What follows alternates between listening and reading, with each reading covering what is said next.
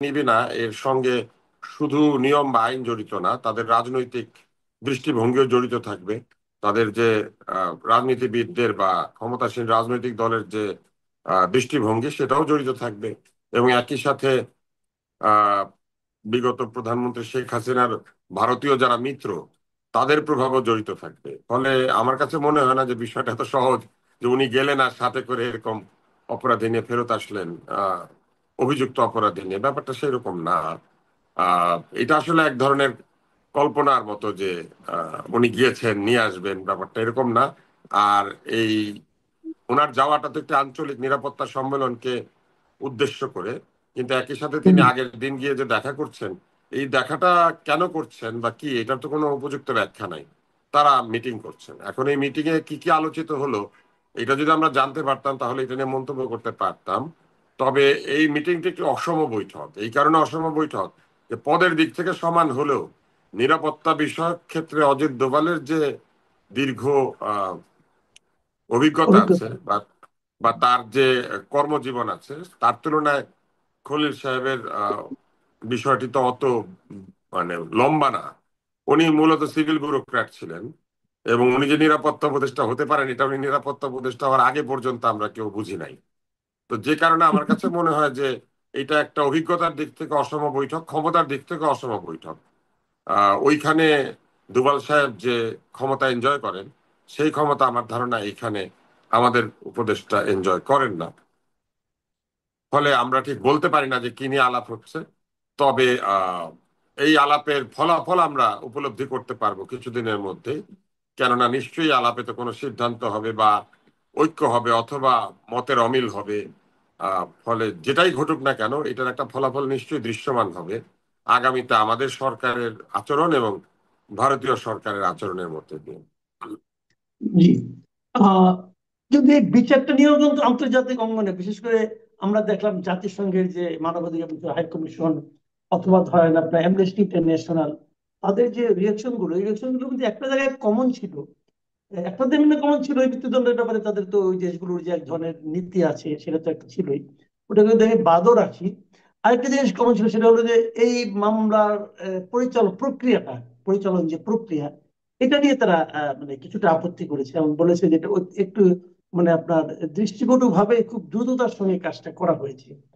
তো এই বিষয়টা কি আপনি মানে কেমন, আপনি এটাকে কিভাবে মূল্যায়ন করবেন? পৃথিবীর বহু দেশে এখন ক্যাপিটাল পানিশমেন্ট রহিত, যে কারণে মানবাধিকার সংস্থাগুলি বিশেষ করে অ্যামনেস্টি ক্যাপিটাল পানিশমেন্ট হলেই সেটা নিষেধ করে, বলে যে ক্যাপিটাল পানিশমেন্ট ঠিক না, অন্য সর্বোচ্চ শাস্তি দিতে বলে। তো এটা তো তারা বলবেনি, এটাও তাদের নিয়মিত প্রতিবাদ বা নিয়মিত জি। মন্তব্যের অংশ। যে কোনোখানে যে কেউ ক্যাপিটাল পানিশমেন্ট পেলেই তারা যদি মন্তব্য করেন তাহলে প্রথমে বলেন যে এইটা ঠিক না। আর এরপরে তারা যেটা বলেন সেটা হচ্ছে যে তারা প্রসেসটাকে পরীক্ষা করেন। কেননা তাদের পরীক্ষা করার কতগুলি পদ্ধতি আছে, তারা একটা প্রোটোকল তৈরি করেছেন যে প্রোটোকলের মধ্যে তারা যে কোনো বিচারকে ফেলে দেন। তো সেখানে একটি বড় বিষয় হচ্ছে প্রোটোকল রক্ষিত হলো কিনা। সেই প্রোটোকলে বিচারক নিয়োগের প্রক্রিয়া থেকে শুরু করে বিচারের সময়, বিচারের পক্ষ বিপক্ষের উপস্থাপিত যুক্তি এবং লয়ারদের মান, বিচারের উপরে কোনো এক্সটার্নাল প্রভাব, এরকম নানান কিছু তারা বিবেচনায় নেন। তো এইসব বিবেচনায় নিয়ে তারা মন্তব্য করেছেন বলে আমার ধারণা। পশ্চিমা সমাজে বিচার সম্পর্কে যে ধরনের সামাজিক অনুভূতি বা সামাজিক ক্রিয়া প্রতিক্রিয়া কাজ করে, আমাদের দেশে কিন্তু এটা কাজ করে না। আমাদের দেশে কিন্তু আমাদের প্রথমত যে কোনো বিচারকে আমরা খুব একটা যে আস্থার সঙ্গে দেখি, ব্যাপারটা সেরকম না। আপনি দেখবেন যে আমাদের এখানে বিচার নিয়ে মানুষের মধ্যে নানান রকম অভাব অভিযোগ আছে।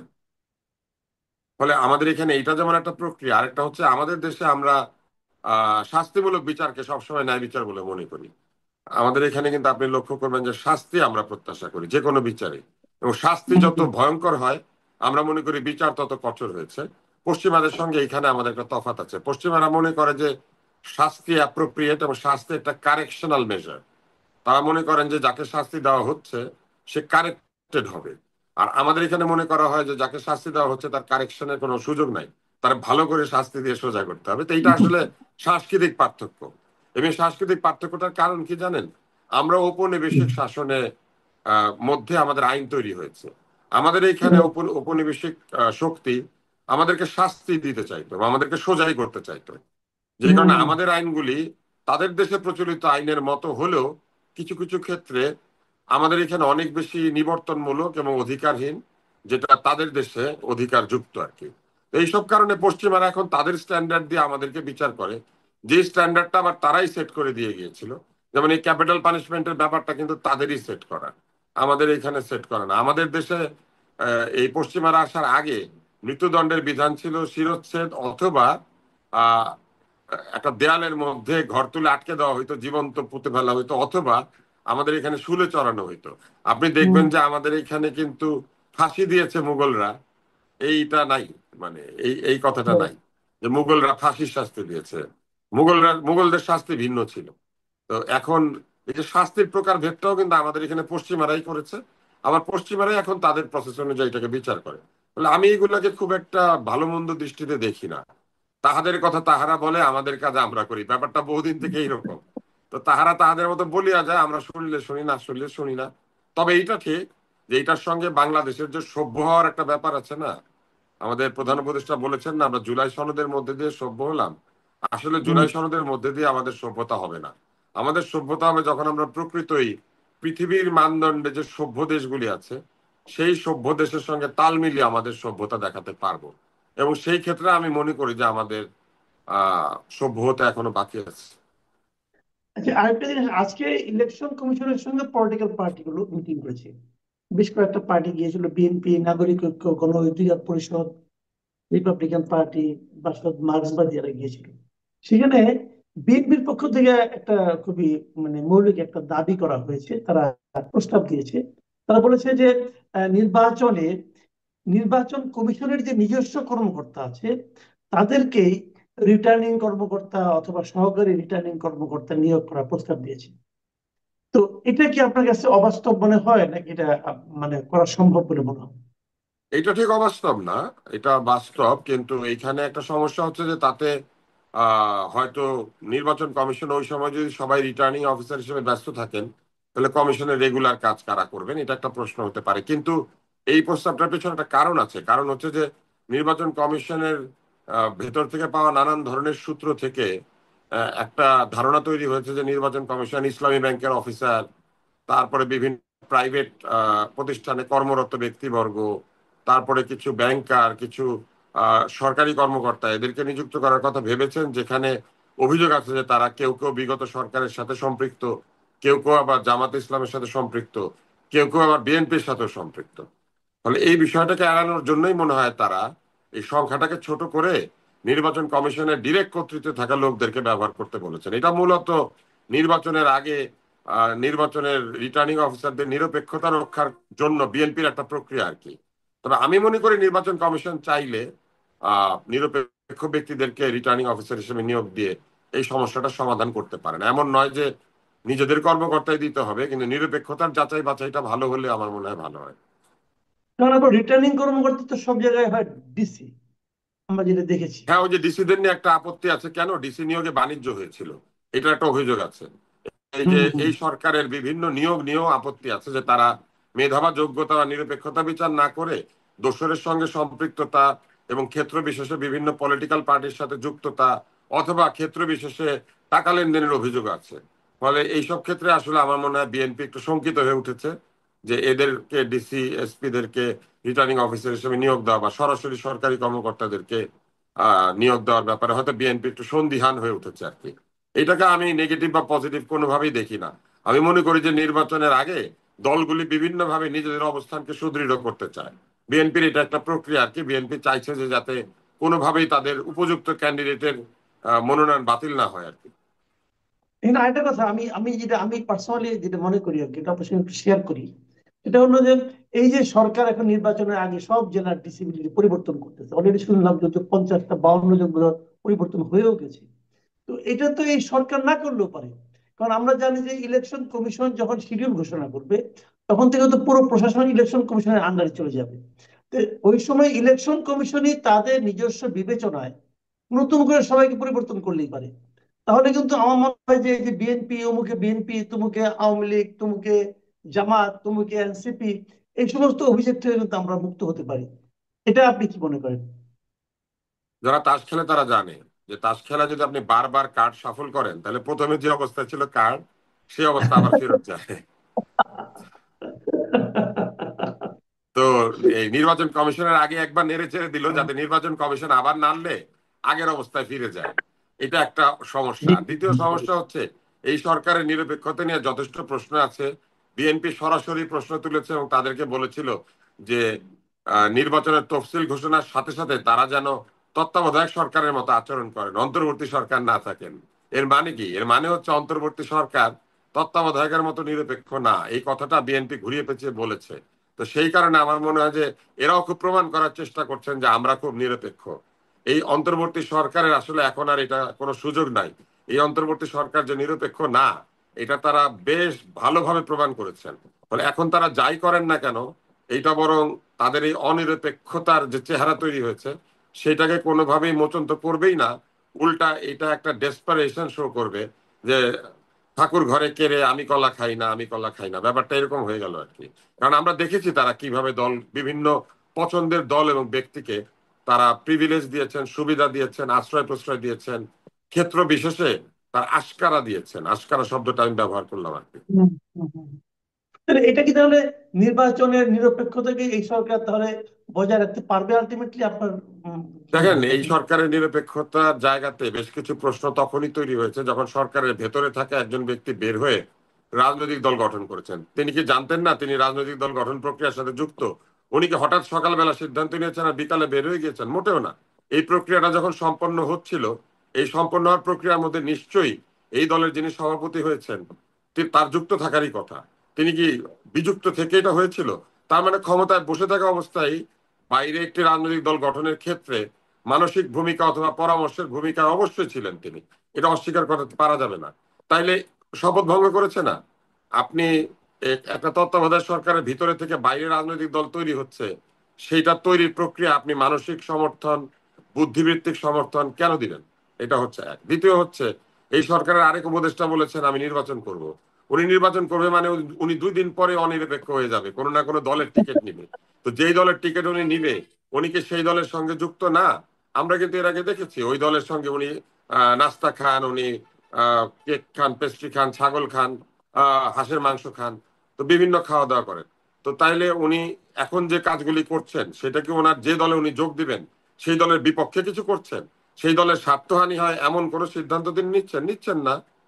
তো না নেওয়া মানেই তো হচ্ছে উনি কোন একটি দলের দিকে তার এক ধরনের মায়া মমতা আছে, তাইলে এটা আরেকটা ঘটনা।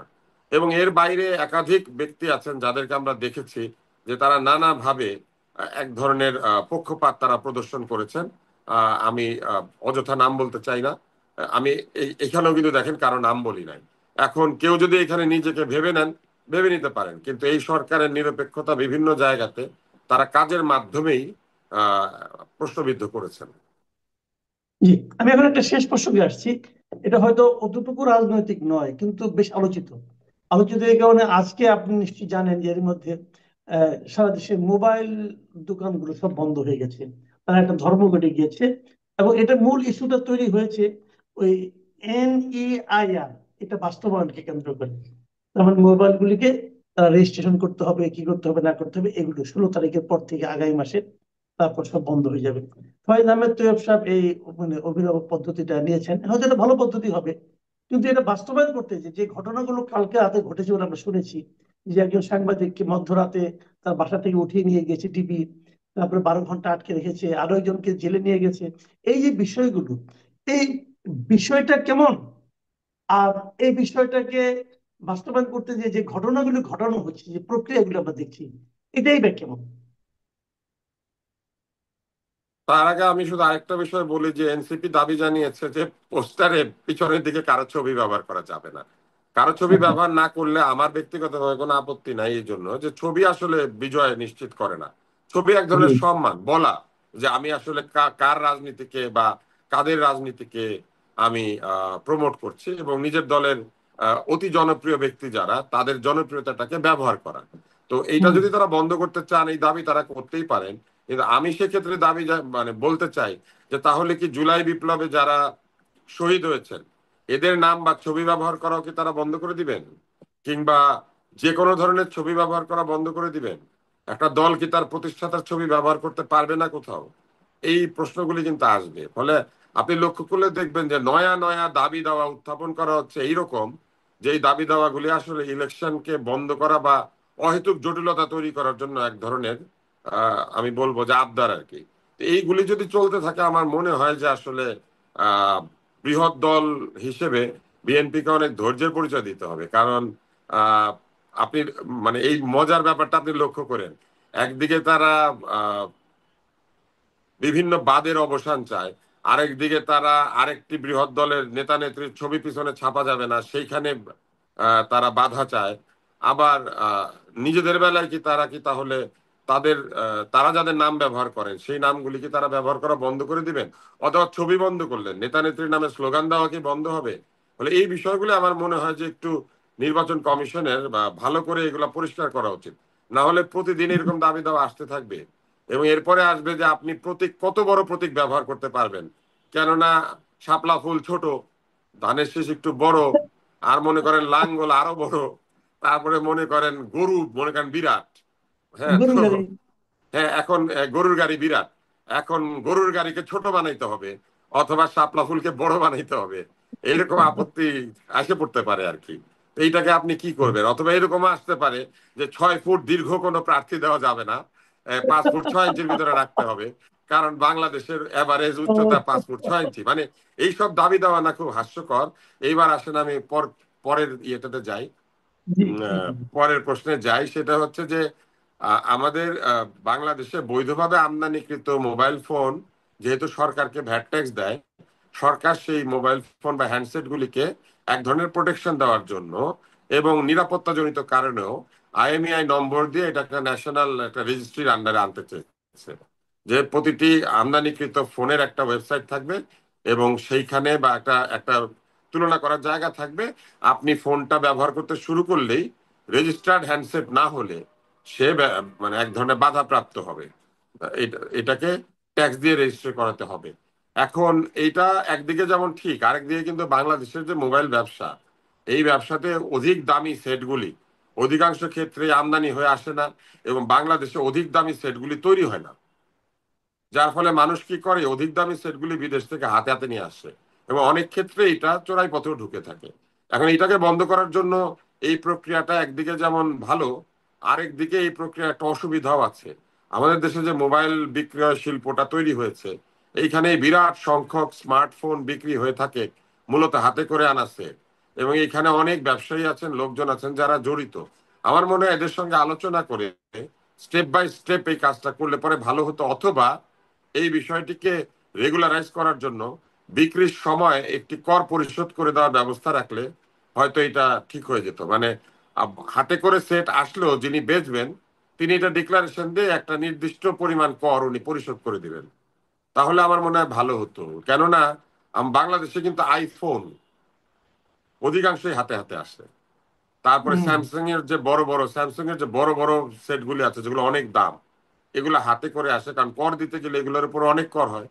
আর এগুলো আবার আমাদের এখানে সংযোজিত হয় না, এই হাই এন্ড সেট গুলো আমাদের এখানে সংযোজিত হয় না। একটা জিনিস আমি ফলে যে বলি কোনো ভাবে এগুলো বাইরে থেকে ইমরান আসবে। ভাই, এখানে আমার একটা অভিজ্ঞতার কথা বলি। এই যেমন ধরেন কেউ একজনকে গিফট করলো। এখন এরকম কিন্তু অনেক ঝামেলা হয়। আমি আমার নিজের একটা অভিজ্ঞতা, অবশ্যই একটু অপ্রাসঙ্গিক, অনেক আগের একটা অভিজ্ঞতার কথা বলি আমি। আমাকে একবার একজন একটা আপনার এই স্যুট পিস উপহার দিয়েছিল। তো আমি এটা খুব বিপদে পড়ে গেছিলাম। কারণ আমি বললাম যে স্যুট পিস এর যত দাম, এটা বানাতে তার চেয়ে বেশি টাকা লাগবে। তো এটাতে আমি কি করে বানাবো? এখন যদি এমন হয় এই যে কেউ একজন আমাকে একটা গিফট করলো, আর গিফট করলে পরে ওটার যে কর হবে, আমি যে কর দিতে চাই, সেই কর দিতে গেলে তো আমার অলরেডি একটা মোবাইল আছে, আর একটা মোবাইল আমাকে একজন গিফট করছে শখ করে, বিদেশ থেকে আসছে আমার জন্য নিয়ে আসছে। এখন ওটা যদি আমি কর দিতে যাই, দেখা যাবে যে এটার জন্য অনেক টাকা আমাকে খরচ করতে হবে। এটা আমার জন্য একটা বাড়তি পেইন হতে পারে কিন্তু। মানে এই জিনিসটা একটু বিবেচনায় রাখতে এবং হবে। হ্যাঁ, হতে পারে। আরেকটা কাজ হচ্ছে যে এই যে অতি দামি সেট এগুলো আসলে কি পরিমাণ বাংলাদেশে ব্যবহৃত হয় এটার একটা সংখ্যা নিশ্চয়ই আছে। ফলে এই অতি জি। দামি সেট গুলার ক্ষেত্রে মূল্যের ভিত্তিতে কর সেট না করে আমার মনে হয় এককালীন একটা কর ধরে দিলে ভালো হয়। যেমন রাইট ভিডিও রাইট। ক্যামেরার ক্ষেত্রে 15,000 টাকা একটা কর ধরা আছে, এরকম কিছু কিছু ক্ষেত্রে কনসোলিডেটেড কর ধরা আছে, দাম যাই হোক কর এত হবে। তা আমার জি। মনে হয় 5,000 বা 10,000 টাকা একটা কর ধার্য করে দিলে, তাহলে যে কেউ জি। 5,000 টাকা, কারণ 2 লাখ টাকা দাম সেটের, তো উনি 5,000 টাকা কর দিবে বা 10,000 টাকা কর দিবে, এরকম একটা সিস্টেম করে দিলে ভালো হয়। আরেকটা হচ্ছে, অনেকে হাতে করে সেট আনেন, বলা হয়েছে একটা সেট আনতে পারবেন। এখন ওই একটা সেট তো কর ছাড়া রেজিস্ট্রেশন হবে, সেটা নিশ্চয়ই কোনো একটা সিস্টেম টিস্টেম বার হবে। কিন্তু যেটাই হোক, আমার মনে হয় একটা সেট সঠিক না। একজন ব্যক্তি যদি বহুদিন বিদেশে থাকেন অথবা বেশ কিছুদিনের জন্য বিদেশে গিয়ে হাতে করে একটা সেট আনেন, এমন হতে পারে যে তার অ্যাডাল্ট বাচ্চা আছে, একটা বউ আছে, তো ওনারা অন্তত 2টা সেট আনতে দেওয়া উচিত। আমি মনে করি না যে একটা সেট এটা কম হয়ে যায়। আচ্ছা, আর এই উনি যে নিজে যদি একটা রাতের নিজের বেলায় যে জন্য নতুন ঘোরে কিনেন, না, এটা কি বলবেন? উনি নিজে যদি একটা নতুন কিনেন, তাহলে স্ত্রীর জন্য একটা কিনতে চাইতে পারেন। তাহলে উনি হ্যাঁ, একটা কিনলেন, তাহলে 2টা নতুন হয়ে গেল তো। তাহলে উনি 2টা নতুন সেট হ্যাঁ। নিয়ে ঢুকবেন কিভাবে? তো এই জন্য আমার মনে হয় অন্তত 2টা থাকা ভালো। আর ওই রাতের বেলায় যে ধরে আনার ব্যাপারটা, ওটার সম্পর্কে কিছু বলবেন কিনা? আচ্ছা, এই জিনিসটা আসলে একটা ব্যাড প্র্যাকটিস, এগুলো হচ্ছে ক্ষমতার প্রদর্শনী। মানুষ যদি হুম। প্রতিবাদ করতে চায় করুক না, এই মোবাইলওয়ালারা প্রতিবাদ করে মানে কি করবে আসলে? ধরেন বিরাট প্রতিবাদ করলো, মোবাইল ফোন বন্ধ রাখলো, বেচলো না, মেরামত করলো না, ধরেন এর চেয়ে বেশি কি করবে আসলে? এত সহজে যদি আমরা শক্তি প্রয়োগ করতে শুরু করি এবং আমরা প্রশাসনিক শক্তি দেখাতে শুরু করি, আমার মনে হয় সেইটা যারা এটা প্রয়োগ করেন তাদের অধৈর্য এবং তাদের এক ধরনের ক্ষমতা প্রদর্শনের আকাঙ্ক্ষাকে প্রমাণিত করে। এবং এই যে আইনটাতে উনি করে যাচ্ছেন, ধরেন নির্বাচিত সরকার এসে কিন্তু এটা বাদ দিয়ে দিতে পারে, কালকে দিতে পারে হুম। না। তো এই মাত্র 2-3 হুম। মাসের জন্য এই বাহাদুরি না করাটাই মনে হয় আমার মনে হয় ভালো। তার মধ্যে উনি একজন বিদেশি। আওয়ামী লীগ ক্ষমতা থেকে চলে গেছে, বিষয়টা এরকম না। বিএনপি ক্ষমতায় এসে ঢুকবে, সেই সুযোগটাও কিন্তু আস্তে আস্তে সংকুচিত হয়ে যাচ্ছে। এর পাশাপাশি মৌলবাদী গোষ্ঠী, বাংলাদেশের স্বাধীনতা যারা চায়নি সেই গোষ্ঠী, এবং যেই শক্তি মৌলবাদী চক্রের সাথে, পৃথিবীর নানান দেশে যে মৌলবাদী গোষ্ঠী তাদের সাথে একাত্ম হয়ে রাষ্ট্রটাকে ভিন্ন পথে পরিচালিত করতে চায়, তারা কিন্তু এখন বগল দাবা করছে। এই অবস্থায় আন্তর্জাতিক অপরাধ ট্রাইব্যুনাল একটি জাজমেন্ট দিয়েছে। এই জাজমেন্টটি নিয়ে আজকে মূলত কথা। পৃথিবী কী ভাবছে, আপনি কী ভাবছেন, আমি কী ভাবছি, বাংলাদেশের আইন, বিধি এবং সংবিধান এই আইনটিকে কিভাবে দেখে, এই বিচারটিকে কিভাবে দেখে। আপনারা যদি দেখেন, এই বিচারটি হচ্ছে একটি দেশের ইন্টেরিয়রি মিনিস্টার অর্থাৎ স্বরাষ্ট্রমন্ত্রী, একটি দেশের প্রধানমন্ত্রী এবং একটি দেশের পুলিশ প্রধান অর্থাৎ 3জন খুব হাই প্রোফাইল মানুষের বিরুদ্ধে একটি মামলা। এখন আপনি হাই প্রোফাইল হন আর লো প্রোফাইল হন, আপনি যদি আইন ভঙ্গ করেন, নীতি ভঙ্গ করেন, বিধি ভঙ্গ করেন, আপনার বিরুদ্ধে বিচার হতে পারে। আমরা সেটার সাথে একমত। বিচার হতে পারে, বিচার হবে না কেন? Nobody is above the law. কোনো ব্যক্তি বিচারের ঊর্ধ্বে না। সাম্প্রতিক এই মহান বাড়িটি দিয়েছেন ডক্টর ইউনূস, আমাদের ইউনূস। অথচ তার বিরুদ্ধে যখন মামলা হয়, তিনি ওই আমেরিকান নিউ ইয়র্ক টাইম পত্রিকায় বিজ্ঞপ্তি দিয়ে 100 জন নোবেল লরিয়েটের স্বাক্ষর নিয়ে তাকে বিচার থেকে অব্যাহতি দেওয়ার জন্য, খালাস দেওয়ার জন্য তিনি কিন্তু এটি ক্যাম্পেইন করেছিলেন। তো ওই জুনা খাইলে গুণা নাই, সেই কথাটা বোঝেননি? নিজের উপরে এসে পড়লে সেটা তো কোনো না কোনো ওয়েতে সেটাকে বাঁচতে হবে। তো এই অবস্থায় এই বিচারটি যখন হয় বাংলাদেশে, আপনারা এই বিচারের প্রেক্ষাপটটি জানেন যে 1971 সালে মহান মুক্তিযুদ্ধের সময়ে বাংলাদেশে 9 মাস ধরে জামাতে ইসলামী তার ছাত্র সংঘ, তার মুসলিম লীগ দোসর, রাজাকার, আলবদর, আল শামস, শান্তি কমিটি, এইরকম অসংখ্য বাহিনী করে পাকিস্তান বাহিনীর সাথে প্যারামিলিটারি হিসেবে কাজ করেছে। এই প্যারামিলিটারি হিসেবে কাজ করতে গিয়ে লক্ষ লক্ষ মানুষের বাড়িতে আগুন দিয়েছে। যারা মুক্তিযুদ্ধে গিয়েছে তাদের গোয়ালের গরু নিয়ে গেছে, তাদের পুকুরের মাছ তুলে নিয়ে গেছে, তাদের নারীদেরকে ধরে ধরে গনিমতের মাল হিসেবে পাকিস্তানি বাহিনীর কাছে সোপর্দ করেছে, যার পরিমাণ 2.5 লক্ষ নারী দর্শিত হয়েছে। 1 কোটি মানুষ এ বাস্তুহারা হয়ে বাংলাদেশ থেকে ভারতের বন্দি শিবিরে, আশ্রয় শিবিরে গিয়ে আশ্রয় নিয়েছে। সেই রকম একটা অবস্থায় যখন 9 মাস যুদ্ধের পর, ভারত সর্বাত্মক যুদ্ধে আমাদের সাথে অংশগ্রহণ করার পর আমরা একটা স্বাধীন রাষ্ট্র পাই, সেই স্বাধীন রাষ্ট্রে প্রশ্ন হলো, যারা 1971 সালের দীর্ঘ মুক্তি সংগ্রামে হত্যা, ধর্ষণ, লুণ্ঠন, নির্যাতনের সাথে জড়িত ছিল, তাদের বিচারটা কিভাবে করা হবে? 1972 সালের আমাদের 4 নভেম্বর যখন আমাদের সংবিধান প্রণীত হয়, গ্রহণ করা হয় এই সংবিধানটিকে মহান জাতীয় সংসদে, তারপরে 73 সালে এই প্রথমে একটি দালাল আইন করা হয়েছিল, কিন্তু দালাল আইনটি দিয়ে এই রকমের বিচার করাটা একটু টাফ ছিল।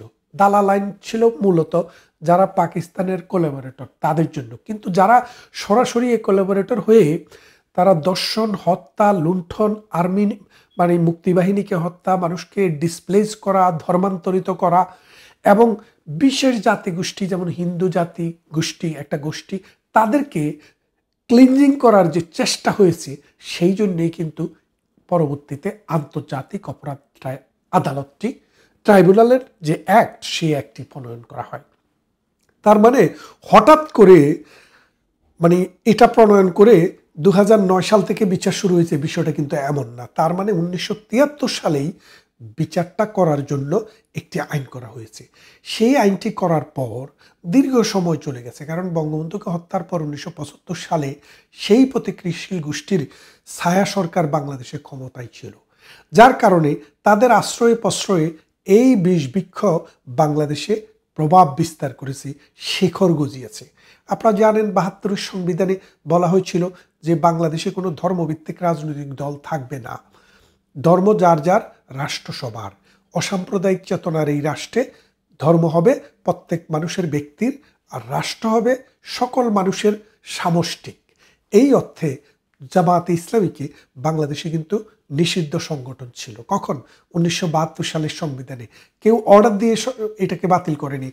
বাংলাদেশ যে সংবিধান গ্রহণ করেছিল, সেই সংবিধানে জামায়াতে ইসলামীর অস্তিত্ব আর ছিল না। পরবর্তীতে বঙ্গবন্ধু হত্যার পর জিয়াউর রহমান জামায়াতে ইসলামীকে আবার রাজনীতি করার সুযোগ দেয় এবং বেগম খালেদা জিয়া গোলাম আজমকে বাংলাদেশে নিয়ে আসে।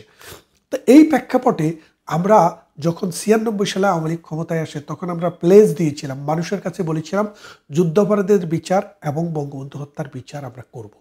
এবং সেই ধারাবাহিকতায় কিন্তু আমরা বহুদিন পর, 40 বছর পরে সেই বিচারটি শুরুও করি এবং সেই বিচারটি আমরা করতে সামর্থ্য হই। একটা বিচারের একটা অংশ করা হয়েছে এবং অনেকের এক্সিকিউশন হয়েছে, বাকি যাদের বাকি ছিল সেটা চলমান ছিল। বর্তমান সরকার আসার পরে জেলে যারা ছিল তাদেরকে বের করে দিয়েছে এবং ওই বিচার প্রক্রিয়াটা বন্ধ করে দিয়েছে। অন্যদিকে তারা বিচার শুরু করলো কার? প্রধানমন্ত্রী শেখ হাসিনা, স্বরাষ্ট্রমন্ত্রী সহ কোন বিচারে? ওই যুদ্ধাপরাধীদের মামলায়। এখন আপনারা একটা জিনিস খেয়াল করে দেখেন, 1971 সালের যে অ্যাক্টটি করা হয়, ওই অ্যাক্টটিতে বলা ছিল 73 সালের অ্যাক্টে যে এটা হলো 1971 সালের 26 মার্চ থেকে 16 ডিসেম্বর পর্যন্ত যুদ্ধকালীন সময়ে যে অডাসিটি হয়েছে তার বিচার করার জন্য। তাহলে ওই সরকার এই বিচারটা করার জন্য যে আইনটি করেছে, 2024 সাল কিন্তু 1971 সালের মধ্যে পড়ে না। এই 2024 সালে শেখ হাসিনা, কামাল সাহেব অথবা যাদের বিচার হচ্ছে তাদের যদি বিচার করতে হয়, তাহলে বাংলাদেশে কিন্তু প্রচলিত একটি পেনাল কোড রয়েছে, আপনি সে আইনে বিচার করেন, কারণ এটা তো 1971 সালের বিচার না। সুতরাং প্রথমত এই জাজ, এই আদালত, এই বিচার সমস্ত অবৈধ, নাল এন্ড ভয়েড। কারণ 2024 সালের মামলা 1971 সালের যে প্রেক্ষাপট, সেই প্রেক্ষাপটের উপরে ভিত্তি করে চলে না। প্রথম প্রশ্ন। দ্বিতীয়টি হচ্ছে, আপনি দেখেন যে বিচারকের নিয়োগ বাংলাদেশে বলা হয়েছে যে একজন জাস্টিস যদি 67 বছর হয়, অর্থাৎ আমাদের কনস্টিটিউশনের 96 আর্টিকেল 96 আর এটার প্যারাগ্রাফ হচ্ছে 1, ওখানে বলা আছে যে একজন বিচারক হাইকোর্ট অথবা সুপ্রিম কোর্টে 67 বছর পর্যন্ত বিচারে থাকবে না। আগে এটি 64 বছর বা 63 বছর, 64-65 ছিল। জিয়াউর রহমানের দল যখন বিএনপি ক্ষমতায় থাকে, মওদুদ আহমদ সাহেব 3 বছর বাড়িয়ে এটাকে 67 বছর করেছে। তো 67 বছরের পরে আইনগতভাবে বাংলাদেশের সংবিধান অনুসারে কোনো মানুষ আর বিচারক থাকার যোগ্য না। কোথায়?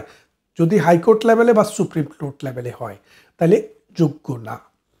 এখন এই যে মনে করেন আজকে যে 6 জন বিচারক নিয়োগ দেওয়া হয়েছে, মানে ICT 1 এবং ICT 2। ICT 2 এর যিনি চেয়ারম্যান, তার নাম হচ্ছে নজরুল ইসলাম চৌধুরী। এই নজরুল ইসলাম সাহেব আজ থেকে 7 বছর আগে 67 বছর হওয়ার পরে সুপ্রিম কোর্টের বিচারক হিসেবে অবসরে গিয়েছেন, অর্থাৎ সুপ্রিম কোর্টের অ্যাপেলেট ডিভিশনের বিচারক হিসেবে অবসরে গিয়েছেন। তিনি এখন ICT 2 এর চেয়ারম্যান। এখন একটা জিনিস বোঝেন, আপনি হয় কনস্টিটিউশন বাতিল করতে হবে, নাহলে ওই প্যারাগ্রাফটি বাতিল করতে হবে। যদি এটা বাতিল করতে না পারেন, তাহলে বাংলাদেশে সুপ্রিম কোর্টের এই বিচারক অবৈধ। কেননা যেহেতু supreme law of the land আমাদের সংবিধান, সেই সংবিধান পরিবর্তন না করিয়া 67 বছরের বুইরাকে আইনা, 67 বছর না 73 বছরের বুইরারে আইনা আপনি বিচারে বসাইছেন। সুতরাং আদালতটি অবৈধ, নাল অ্যান্ড ভয়েড। কনস্টিটিউশন আপনাকে পারমিট করে না যে হাইকোর্ট লেভেলে কোনো একজন বিচারককে আপনি 73 বছর বুড়া আনি বসাবেন। এক। দ্বিতীয় কথা হচ্ছে, এটা হচ্ছে একটা জিনিস। দুই নম্বরে আরেকটা বিষয় আপনারা যদি খেয়াল করেন, একটু দেখবেন যে সাধারণত একটা রাষ্ট্রের প্রধান বা সরকার প্রধান, পুলিশ প্রধান এবং রাষ্ট্রের স্বরাষ্ট্রমন্ত্রী, এটা হাই প্রোফাইল একটা বিচার। এই বিচারটা করার জন্য আপনার কিন্তু সেই রকমের দক্ষ, যোগ্য, অভিজ্ঞ জাজ দেওয়া দরকার ছিল। এখন যে 3 জন জাজ শেখ হাসিনা সহ আরো 2 জনের বিচার করেছেন, মৃত্যুদণ্ড দিয়েছেন, তাদের মধ্যে একজনের নাম হচ্ছে জাস্টিস গোলাম মর্তুজা। এই গোলাম মর্তুজা 2018 সালের 14 জানুয়ারি তিনি অবসরে গেছেন ডিস্ট্রিক্ট জাজ হিসেবে, এডিশনাল ডিস্ট্রিক্ট জাজ বা ডিস্ট্রিক্ট জাজ হিসেবে তিনি অবসরে গেছেন। তারপর তিনি 18-19 সাল থেকে ওই সিলেট ইন্টারন্যাশনাল ইউনিভার্সিটির ডিন হিসেবে কাজ করেন ল ডিপার্টমেন্টের। খেয়াল করে দেখেন, তার মানে তিনি কিন্তু 18 সাল থেকে 19, 20, 21, 22, 23, 24, 6 বছর কোনো প্রফেশনই নাই।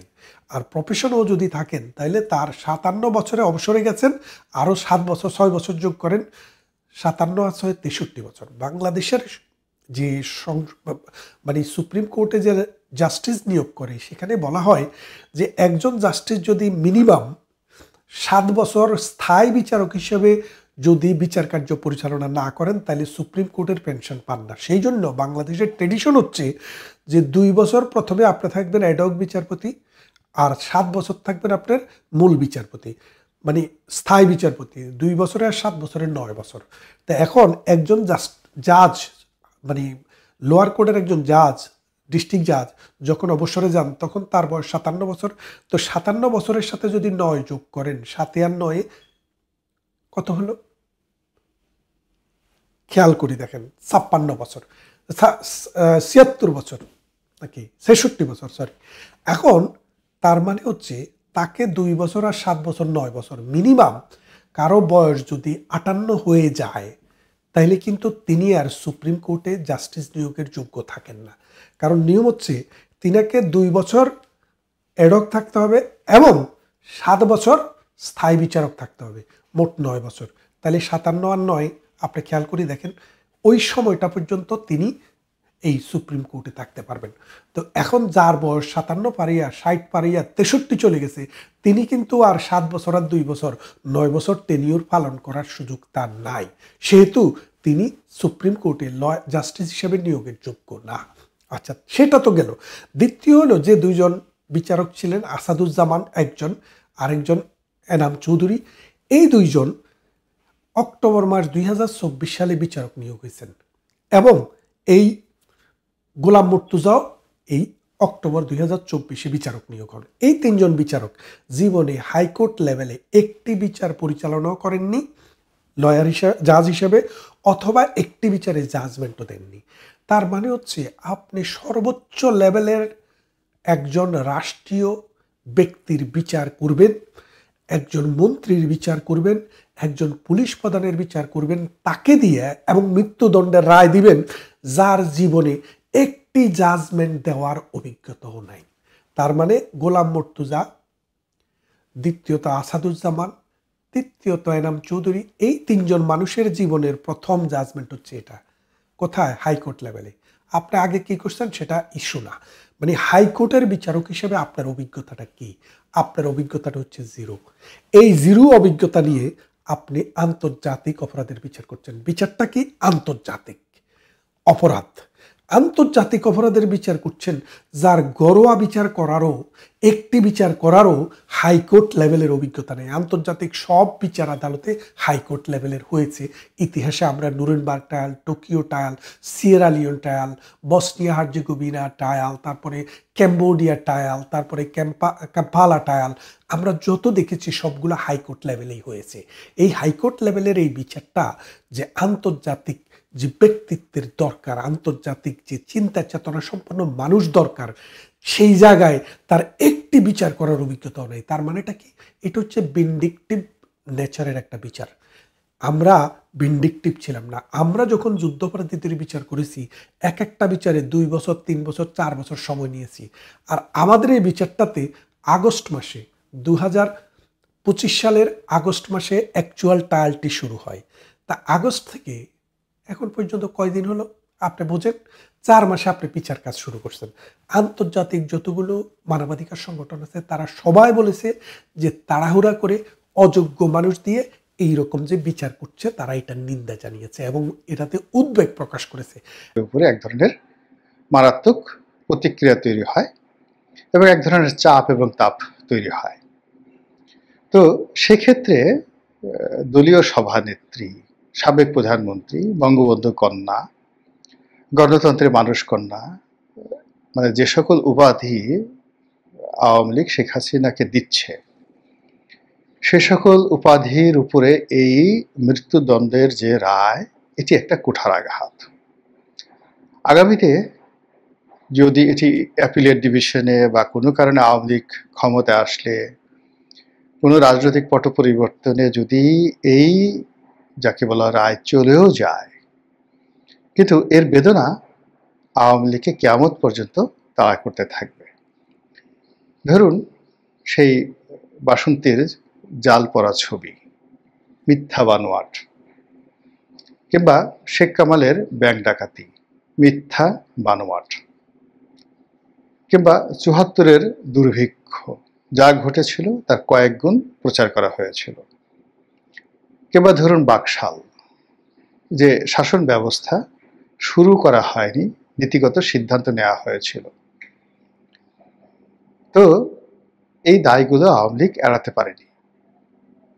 আবার ধরুন এই যে বিএনপির বিরুদ্ধে 10 ট্রাক অস্ত্র মামলা, 21 আগস্টের গ্রেনেড হামলা, হাওয়া ভবন, তারপর হাওয়া ভবনের পর যদি আপনি ধরেন খাম্বা, মিস্টার 10%, এই জিনিসগুলো যখনই আপনি কোনো বিএনপি নেতাদের সামনে বলেন, উচ্চারণ করেন, সঙ্গে সঙ্গে দেখবেন তারা মন খারাপ করে ফেলেছে।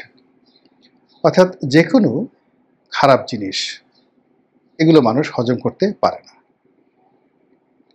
তো সেই অর্থে আওয়ামী লীগের অতীতের যে সকল কর্মকাণ্ড, সেই কর্মকাণ্ডগুলোর সঙ্গে বিনা ভোটের নির্বাচন, রাতের ভোটের নির্বাচন, বিনা প্রতিদ্বন্দ্বিতা নির্বাচন, আমির নির্বাচন, এই কথাগুলো যখনই আপনার বলা হবে, সঙ্গে সঙ্গে নাম চলে আসবে যে আওয়ামী লীগ। আবার ধরুন ইতিপূর্বে যারা আসছে, এইভাবে কোনো ট্রাইব্যুনাল থেকে কোনো রাষ্ট্রপ্রধানকে, সরকার প্রধানকে আমাদের দেশে কখনো মৃত্যুদণ্ড দেয়া হয়নি।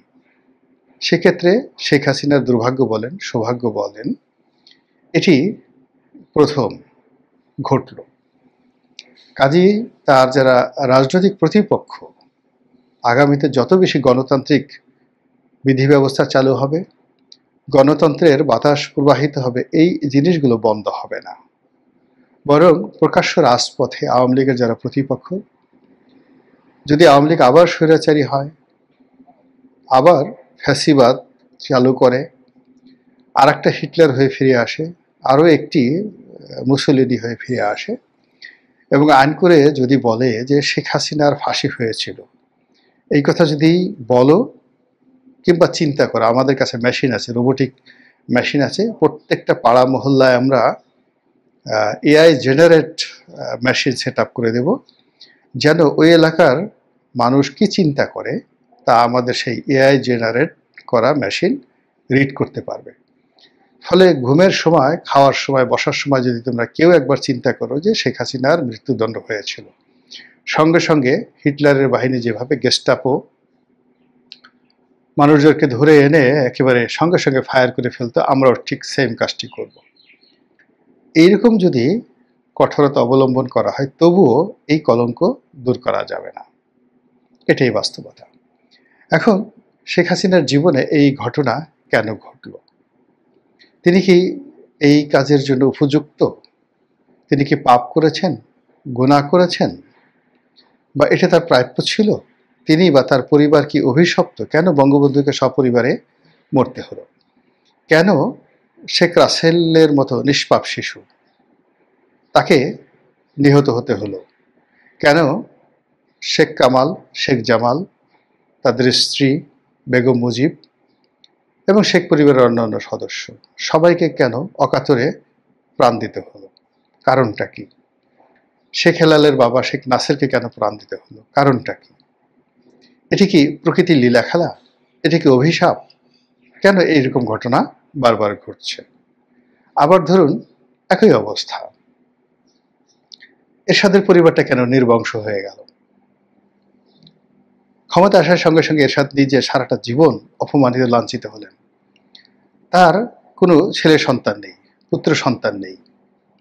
তো ছেলে সন্তান নেই, পুত্র সন্তান নেই, তিনি অনেকবার অনেককে পুত্র সন্তান হিসেবে পরিচয় করিয়ে দিলেন, কিন্তু আমরা বিশ্বাস করছি না। তার কোনো দাম্পত্য জীবন, ঘর সংসার, সুখ শান্তি সমৃদ্ধি তাকে দিল না। তার স্ত্রীদের আকাশ সমান বদনাম। কেন?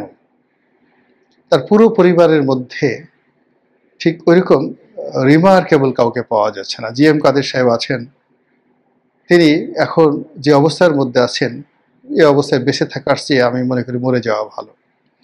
বেগম রওশন এরশাদ অসুস্থ, কিভাবে আছেন আমরা জানি না। তো এই রাষ্ট্র ক্ষমতা এরশাদ সাহেবকে এই অবস্থায় কেন করল? যদি ধরেন আপনি জিয়াউর রহমান সাহেবের কথা ধরেন, এখন জিয়াউর রহমান সাহেব তো সৎ মানুষ ছিলেন, দেশ সুন্দরভাবে চালিয়েছেন, তাকে কেন নির্মমভাবে মরতে হলো? বেগম খালেদা জিয়াকে কেন জেলে যেতে হলো 1/11-এর সময়? আর এই যে শেখ হাসিনার জমানাতে তার জীবনের সমস্ত প্রাণ শক্তি কেন শেষ করে দেওয়া হলো? কেন তারেক রহমান সাহেবকে গ্রেপ্তার করে তার পিঠের হাড় ভেঙে দেওয়া হলো? কেন তিনি বাংলাদেশে আসতে সাহস পাচ্ছেন না? কেন কোকেকে মরতে হলো? এই যে রাজনীতি, বাংলাদেশের রাজনীতি স্বাধীনতার পর থেকে কেন অভিশপ্ত হয়ে যাচ্ছে? এখানে খন্দকার মোশতাক বলেন, খালেদ মোশাররফ বলেন, মঈনুদ্দিন বলেন, ফখরুদ্দিন বলেন, হাসিনা বলেন, খালেদা বলেন, শেখ মুজিব বঙ্গবন্ধু বলেন, জিয়াউর রহমান বলেন, বলেন তো কোন লোকটি রাজনীতিতে এসে কিছুদিন শাসন ক্ষমতা চালিয়ে সুস্থভাবে মরতে পেরেছেন এবং লোকজনের শ্রদ্ধা ভালোবাসায় অভিষিক্ত হতে পেরেছেন? কেন আমাদের দেশে এই ঘটনাগুলো ঘটছে? জাতি হিসেবে আমরা কি দুর্ভাগা, নাকি আমাদের উপরে চেপে বসা যে সকল রাজনীতিবিদ তারা দুর্ভাগা? কেন আমাদের দেশে জর্জ ওয়াশিংটন পয়দা হয় না? কেন আমাদের দেশে জন এফ কেনেডির মতো রাজনীতিবিদ আসে না, যাকে মেরে ফেলার পরেও সারা আমেরিকান জাতি এখনো তার জন্য কাঁদে? কেন আমাদের দেশে বারাক ওবামা হয় না, রোনাল্ড রিগান হয় না? কেন বারবার এই ঘটনাগুলো ঘটে? আমাদের কি উচিত নয় যে নিজেদের দিকে তাকানো? আমরা যারা সাধারণ জনগণ, নিঃসন্দেহে আমাদের মধ্যে এমন কোনো ত্রুটি আছে যে ত্রুটির কারণে বারবার এরকম ঘটনা ঘটতে থাকে। মূল প্রসঙ্গে আসি। শেখ হাসিনার বিরুদ্ধে ফাঁসির রায় হয়েছে, পক্ষে বিপক্ষে বিভিন্ন কথাবার্তা হচ্ছে। এখন এর দ্বারা মানে শেখ হাসিনার রাজনীতির কি ইতি হলো? তিনি কি আবার ফিরে আসবেন, ফিনিক্স পাখির মতো আবার, যাকে বলা হয়, জেগে উঠবেন? আবার বাংলার মসনদে এসে তিনি শাসন ক্ষমতা পরিচালনা করবেন? নাকি তার রাজনীতি এখানেই শেষ, বাংলাদেশের মাটিতে তার কবর হবে না, দিল্লিতে বা ভারতেই তাকে মরতে হবে? আমাদের ইতিহাসে দুই ধরনের নজির রয়েছে। ক্ষমতাচ্যুত হয়েছেন, দেশ থেকে বিতাড়িত হয়েছেন, আবার সসম্মানে দেশে ফিরে এসেছেন। কে ফিরে এসেছেন? মুঘল সম্রাট হুমায়ুন।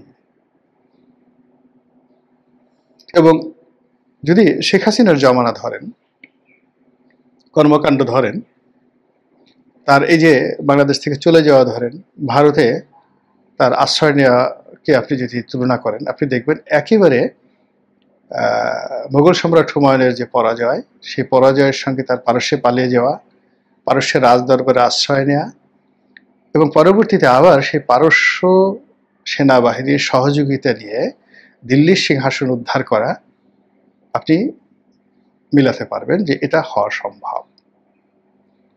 আবার এমনও হতে পারে রেজা শাহ পাহলভীর মতো, তিনি ক্ষমতাচ্যুত হলেন, সারা দুনিয়া তার জন্য বন্ধ হয়ে গেল, তার বন্ধু বান্ধব কেউ তাকে আশ্রয় দিল না।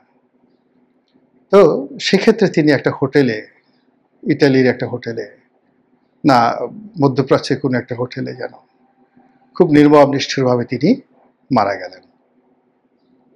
তো এই দুটো উদাহরণের মধ্যে শেখ হাসিনার ক্ষেত্রে কোনটা ঘটতে পারে?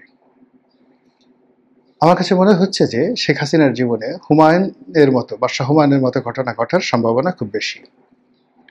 কারণ হলো তিনি যাদের আশ্রয়ে আছেন তারা তাকে আশ্রয় দিয়েছে ঠিক সেই পারস্যের শাহের মতো। দ্বিতীয়ত, তিনি 1 মিনিটের জন্য বিশ্বাস এবং আস্থা হারাননি। রায়ের আগে, রায়ের পরে এবং এখন পর্যন্ত তিনি তার যে কাজকর্ম তিনি করছিলেন, সেই কাজকর্মের পরিধি তিনি বাড়িয়ে দিয়েছেন। তার সঙ্গে যারা কথাবার্তা বলছেন, তিনি খুব স্বাভাবিকভাবে কথাবার্তা বলছেন। আগের চেয়ে আরও বেশি ব্যস্ত এবং আগের চেয়ে আরও বেশি তার যোগাযোগ তিনি বাড়িয়ে দিয়েছেন। সর্বোপরি তার যারা নেতাকর্মী রয়েছেন দেশে দেশের বাইরে, তাদের যে তৎপরতা এই রায়ের পরে একটু থমকে যায়নি, বরং তাদের তৎপরতা আরও বহু গুণে বেড়ে গেছে।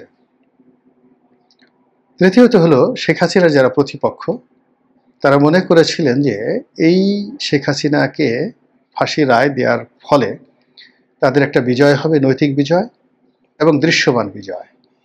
কিন্তু তারা স্থির থাকতে পারছেন না। তারা এখন নতুন করে আবার মব তৈরি করছেন, আওয়ামী লীগের নেতাকর্মীদের উপর নতুন করে জুলুম অত্যাচার শুরু করছেন। আবার অন্যদিকে আওয়ামী লীগের লোকজন সেই জুলুম অত্যাচারকে মোকাবেলা করার জন্য তারা সমস্ত ডর ভয় ত্যাগ করে অনেকটা যুদ্ধং দেহি মনোভাব নিয়ে সামনে